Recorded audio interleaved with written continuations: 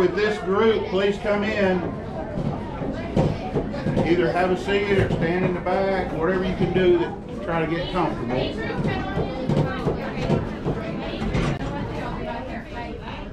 All right, this is it? All right, we're starting. This is the blacksmith shop, and this is where iron and steel objects were made or repaired. So we often think of horseshoes being done in the blacksmith shop, but actually the general blacksmith shop they may have done some horseshoes and put shoes on the horses, but mostly they made metal and steel objects and repaired them. So there was an awful lot of repair work because you just couldn't afford to buy new all the time.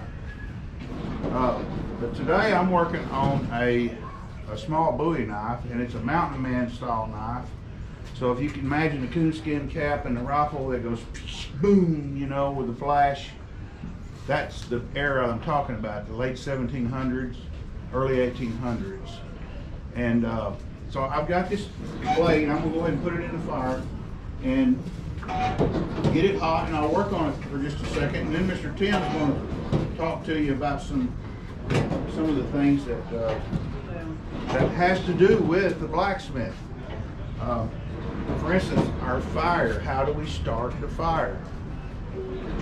We're using coal, by the way, as a fuel, and this handle that I'm pulling on pumps air into the fire. So I'm getting it hot by blowing oxygen-rich air, which is just what we always breathe anyway, into the fire. You can hear it blowing, and it increases the temperature. So let's take a look. I just put that in there. Let's just see what it looks like. See, it's already starting to come up in color. So I wanted that to be about yellow color.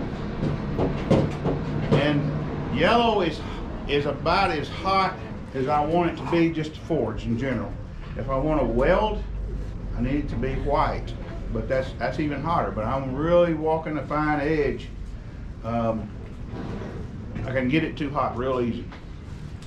So welding is something a blacksmith did routinely. We do it here in the shop a lot, but for forging, I want to be at a yellow or orange heat. So there we go. Now, you'll see when I get it out, you'll see that it's at that yellow color.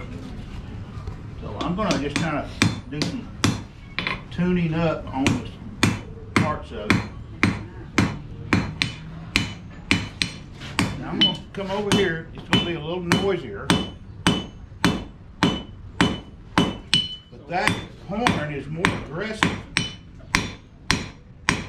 So he's forging right now.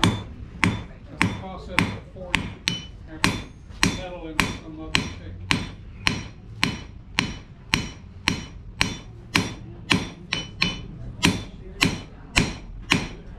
So it's coming on out. It's probably a ½ inch longer than, or more, maybe an inch longer than whenever I brought it out of the fire.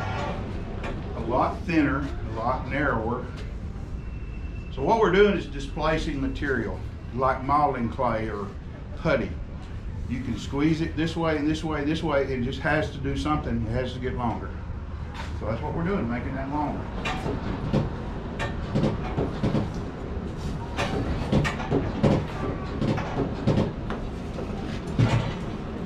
We'll just repeat that a time or two.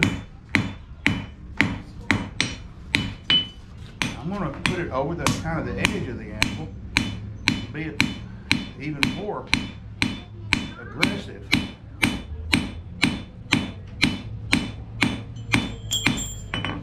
You see those marks, those chatter marks? That's from right here. And now we straighten that out, smooth it up. Every little ding and mark that's in the anvil is transferred into the metal. So I would prefer to have a smooth surface. But since this anvil is 200 years old,